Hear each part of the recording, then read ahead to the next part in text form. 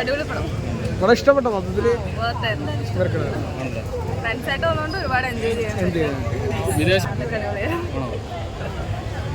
പ്രതീക്ഷകളെ കാത്തു സൂക്ഷിച്ചോ? പ്രതീക്ഷകളൊക്കെ കറക്റ്റായിരുന്നു.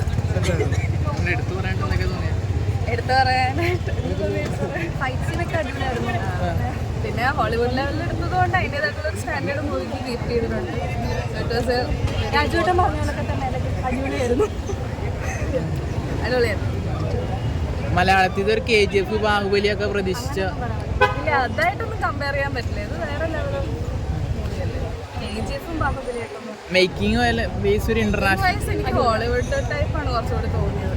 Indian movie മേക്കേഴ്സിനെ അടിപൊളിയായിട്ട്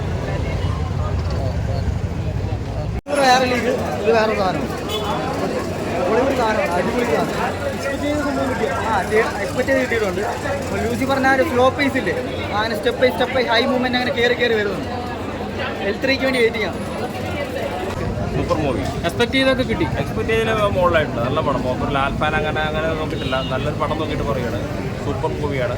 പൃഥ്വിരാജൻ നല്ല മേക്കിംഗ് ആണ്. ലൊക്കേഷൻ, ആ ഡയറക്ഷൻ, ലാൽ സാറിൻ്റെ ഒരു ഗെറ്റപ്പ് സൂപ്പറായിട്ട്.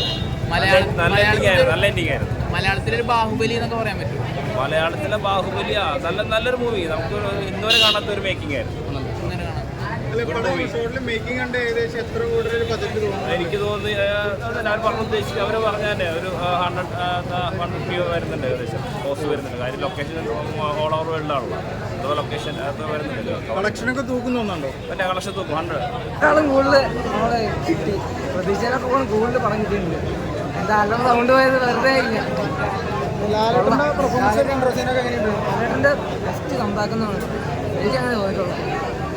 സസ്പെൻസും കാര്യങ്ങളൊക്കെ ഉണ്ടായിരുന്നോ? പൃഥ്വിരാജുള്ള പടത്തെ അതിന് അഖിൽമാരാർ പറഞ്ഞു പടം പോകുന്നൊക്കെ പറഞ്ഞു.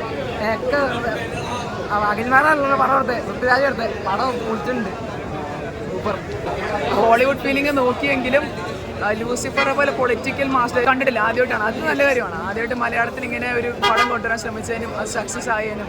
പക്ഷേ ഞാൻ പറഞ്ഞ ലൂസിഫറിനെ സെക്കൻഡ് ഹാഫായിട്ട് നോക്കുമ്പോൾ പൊളിറ്റിക്കൽ ഡ്രാമ കുറഞ്ഞ് ഇച്ചിരൂടെ ഫാമിലി ഓറിയൻറ്റഡ് അല്ല. ഇച്ചിരൂടെ എന്താ പറയുക ബ്ലഡും അതൊക്കെ കാണിച്ചുകൊണ്ടാണ്. ലൂസിഫർ ഫാമിലിക്കും ഇത് ഇച്ചിരൂടെ ഇന്റർനാഷണൽ ലെവലെടുത്തൊരു പടം. മാർക്കോ ഫാൻസിനൊക്കെ മാർക്കോ ഫാൻസ് അല്ല, ഇത് ഇച്ചിരൂടെ നമുക്ക് ഇച്ചിരി കണക്ട് ആകുമ്പോൾ ഇച്ചിരൂടെ ലോജിക്കലായിട്ടുള്ളൊരു പടം. അപ്പോൾ കൊള്ളാം. വൺ ടൈം ആയിട്ടൊന്നും മനസ്സിലാക്കാൻ സെക്കൻഡ് എൻട്രി ഫസ്റ്റ് എല്ലാം കാട്ടിനുള്ള എൻട്രിയൊക്കെ ഭയങ്കര ബോസ് നമ്പർ കണ്ടൊരു ഇതായിരുന്നു. മൊത്തത്തിൽ